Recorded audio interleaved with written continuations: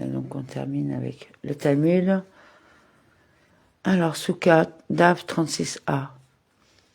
Cette Mishnah où il est déclaré que si l'estrode a été pelée, il est impropre, se situe dans le cas où tout a été pelé.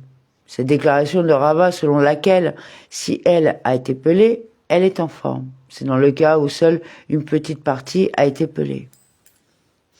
La Mishnah continue de discuter de la lara d'un étrode qui a été fendu ou percé. Oulabar Anina a enseigné. Un étrode a été percé d'un trou qui traverse complètement son corps, ne convient pas à aucun trou, quelle que soit sa taille. Si le trou ne traverse pas complètement l'étrode, il n'est pas compatible qu'avec un trou de la taille d'une pièce d'Issar. Rava a soulevé un dilemme. Si des signes d'un terefa se développeraient dans l'étrode, quel est son statut à l'arique? La Gemara précise. Quel est le dilemme qu'il soulève? Il existe des similitudes entre la halachot de l'étrode dans la Mishnah et certaines halachot d'un terefa. Un oiseau ou un animal atteint d'une maladie qui entraînera sa mort dans l'année. Si c'est le cas où l'étrode a été pelée, nous l'avons déjà appris ce cas. Si c'est le cas où l'étrode a été divisée, nous avons également appris ce cas. Et si c'est le cas où l'étrode a été percée, nous l'avons appris aussi. Après avoir écarté ces défauts, la question demeure. Quel est le dilemme de Rava? La Gemara répond. Lorsqu'il soulève le dilemme, c'est à propos d'un cas comme celui évoqué par Oula que Rabbi Yohanan a dit, un poumon dont le contenu peut être versé comme une cruche, c'est-à-dire dont les tissus se dissolvent jusqu'à se liquéfier, et pas de signe de terefa, et l'animal est cachère. Et Rava dit, et c'est la race seulement là où les bronches sont intactes. Seulement, si les bronches ne sont pas intactes, c'est un signe de terefa. Le dilemme ici concerne une situation comparable dans un étrode, c'est-à-dire un étrode qui s'est liquéfié de l'intérieur. Quel est son statut à l'arique? C'est peut-être là, dans le cas du poumon, là où l'air ne l'affecte pas, puisqu'il est complètement enfermé dans le corps, que les poumons peuvent récupérer, et c'est pourquoi ce n'est pas un terefa. Cependant, ici, dans le cas de l'étrode où l'air l'affecte, il se décompose et se gâte inévitablement, et c'est donc un terefa. Ou peut-être que le cas de l'étrode n'est pas différent. La Gemara répond, venant entendre une résolution à ce dilemme basé sur ce qui a été enseigné dans une beretta. Un étrode tafoua, saroa, mariné, bouilli, ou un étrode noir de kushit. Un étrode blanc ou un étrode moucheté est impropre. Un étrode en forme de boule est inapte. Et certains disent que même un étrode jumeau, siamois, est inapte. En ce qui concerne un étrode qui n'est pas mûr, Rabbi Akiva le juge impropre et Rabbin le juge convenable. S'il a fait pousser l'étrode dans un moule et l'a façonné pour qu'il apparaisse comme une entité différente et qu'il n'a plus la forme d'un étrode, il est inapte. Quoi qu'il en soit, il enseigne qu'un étrode tafoua ou saroa est inapte. Quoi? Est-ce que tafoua signifie que c'est décomposé à l'extérieur et saroa signifie qu'il s'est décomposé à l'intérieur? La Gemara rejette cette explication. Non, ceci et cela font référence à la décadence extérieure. Et cette redondance apparente n'est pas difficile. Car dans ce cas, tafoua, c'est celui où il a gonflé même s'il ne s'est pas décomposé. Et dans ce cas, taroa, c'est celui où il s'est décomposé même s'il n'a pas gonflé. Le maître a dit dans la beretta citée ci-dessus.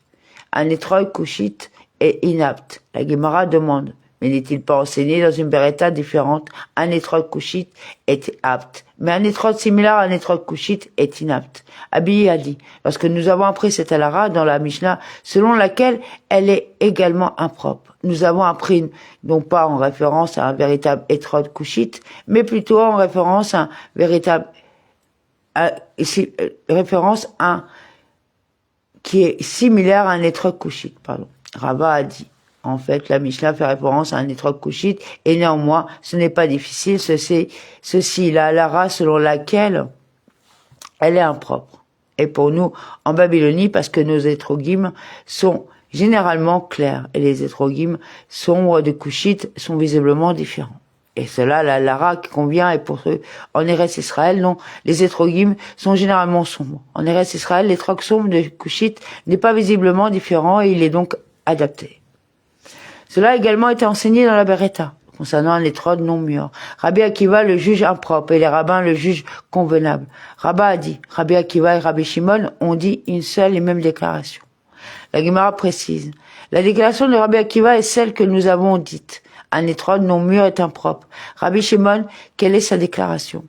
C'est comme cela est enseigné dans une Beretta. Rabbi Shimon est exemple les étrogim de l'obligation de recevoir la dîme lorsqu'ils sont dans leur petit état.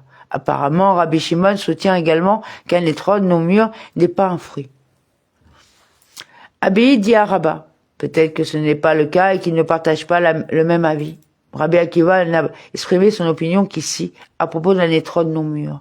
Car nous exigeons de la beauté, hadar, dans un étrode. Et il n'y en a pas dans le cas d'un étrode non mûr en raison de sa couleur ou de sa petite taille. Cependant, là-bas, en ce qui concerne la dîme, il soutient peut-être conformément à l'opinion des rabbins que l'on est obligé de donner la dîme même pour un étrode à moitié mûr. Alternativement, Rabbi Shimon n'y a exprimé son opinion qu'en ce qui concerne l'exception de la dîme d'un étrode non mûr. Comme il est écrit, vous donnerez sûrement la dîme à tous les produits de vos plantations qui sont produits dans les champs d'année en année. Deutéronome 14-22.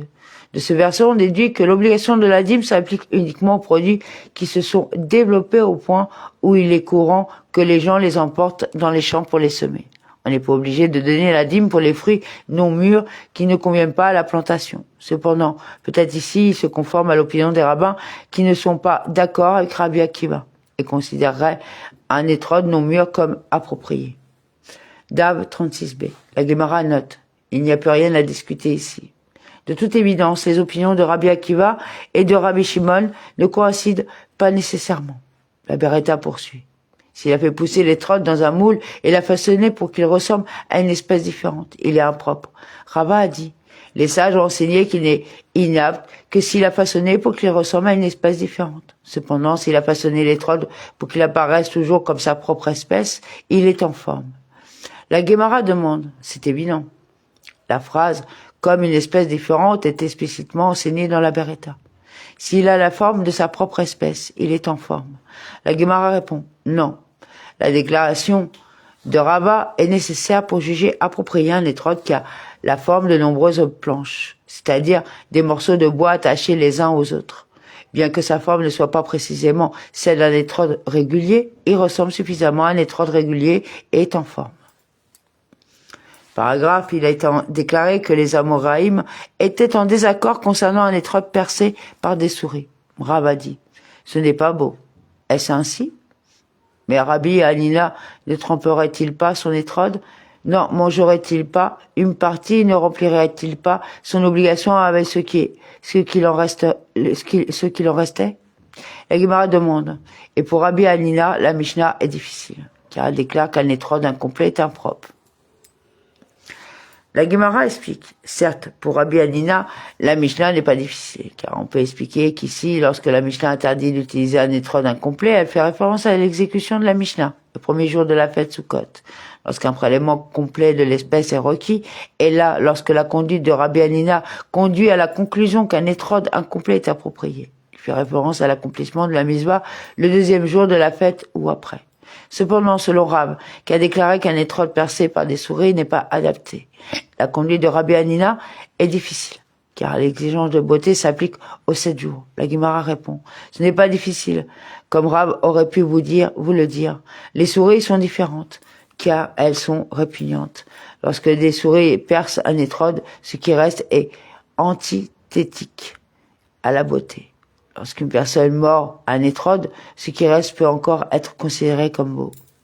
Paragraphe, certains disent cet échange différemment.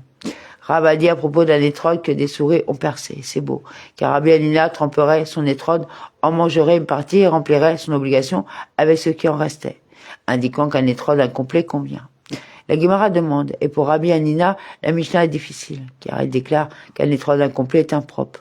La Gemara répond, la Mishnah n'est pas difficile. Ici, il fait référence à l'exécution de la misva le premier jour de la fête de Sukkot. Là où il fait référence à l'exécution de la misva le deuxième jour du festival ou après. Une dispute entre Rabbin Meir et le Rabbin Yehuda est citée dans une Mishnah concernant la mesure minimale d'un petit étrode. Raphaël Bar Papa a dit, comme la dispute ici, il en est de même pour la dispute au sujet des pierres rondes, comme cela est enseigné dans une Beretta. Le Shabbat, 3 pierres rondes peuvent être emportées dans la salle de bain pour se nettoyer avec elles. Bien qu'il en soit généralement interdit de déplacer des pierres le jour du Shabbat parce qu'elles sont réservées à l'usage, les sages ont permis de le faire dans l'intérêt de la dignité humaine. Cependant, ils n'étaient pas d'accord sur la taille de ces pierres. Et quelle est leur mesure? Un œuf en vrac. Il est clair que les raisons de ces différences sont différentes. Cependant, comme les mesures respectives sont identiques, l'analogie peut servir de mnémonique. La Mishnah continue, et dans un grand létrode. La mesure maximale est telle que l'on puisse en tenir 2 dans une seule main. C'est la déclaration du rabbin Yehuda. Rabbi Osei dit, il est en forme même s'il est si grand qu'il ne peut en tenir qu'un dans ses 2 mains. Il a enseigné dans une Beretta que Rabbi Osei a dit, il y a eu un incident impliquant Rabbi Akiva qui est venu à la synagogue et son étrode était si grand qu'il le portait sur son épaule. Apparemment, on peut remplir son obligation avec un grand étrode. Rabbi Yehuda lui dit, y a-t-il une preuve de là? Dans ce cas aussi, les sages lui dirent, ce n'est pas là la beauté. Mishnah, on ne peut lier le lulav qu'à sa propre espèce, c'est-à-dire l'une des 4 espèces prises avec le lulav. C'est la déclaration du rabbin Yehuda. Rabbi Meir dit, on peut le faire même avec une ficelle ou une corde. Rabbi Meir a dit, il y a eu un incident impliquant des hommes de Jérusalem qui liaient leur lulavim avec des anneaux d'or. Les sages lui dirent, il le lierait avec sa propre espèce sous les anneaux qui ont un but purement décoratif et non alarique. Gemara, Rava a dit, on peut lier le lulav même avec des fibres qui poussent autour du tronc du palmier dattier, et même avec un morceau du tronc du palmier dattier. Et Rava a dit, quelle est la justification de l'opinion de Rabbi Yehuda? Il soutient qu'un lulav nécessite une liaison. Et si l'on amène une autre espèce pour lier le lulav, il y aura 5 espèces et il violera l'interdiction d'ajouter au misbot. Et Rava dit en outre, d'où est-ce que je dis cette alara selon laquelle les fibres et le tronc du palmier dattier sont l'espèce du lulav? C'est comme il est enseigné dans une Beretta qui est écrit. Tu résideras à Sukkot pendant 7 jours. Lévitique 23-42. Ce qui signifie qu'une soukal de n'importe quel matériau, car la Torah n'était pas particulièrement sur le matériau à être utilisé pour la toiture. N'importe quelle espèce peut être utilisée à condition qu'elle pousse à partir du sol et qu'elle ne soit pas sensible aux impuretés. C'est la déclaration du Rabbi Meir. Rabbi Yehuda dit, la misva de Souka est pratiquée uniquement avec les 4 espèces de lulav comme toiture. Et affirme-t-il, la logique veut qu'il en soit ainsi, puisqu'il est dérivé au moyen d'une inférence a fortiori. Tout comme la misva du lulav, qui n'est pas pratiquée la nuit comme elle l'est le jour, n'est pratiquée qu'avec les 4 en ce qui concerne la misva de Souka, qui est pratiquée la nuit comme le jour. N'est-il pas juste que sa toiture soit composée uniquement des 4 espèces? Le rabbin lui dit, ce n'est pas une inférence a fortiori, comme toute inférence a fortiori dont vous déduisez initialement qu'elle est stricte, et qui en fin de compte est indulgente, n'est pas une inférence a fortiori légitime. Si en fin de compte la rigueur conduit à l'indulgence, c'est tout le fondement de l'inférence qui est ébranlé. Amen.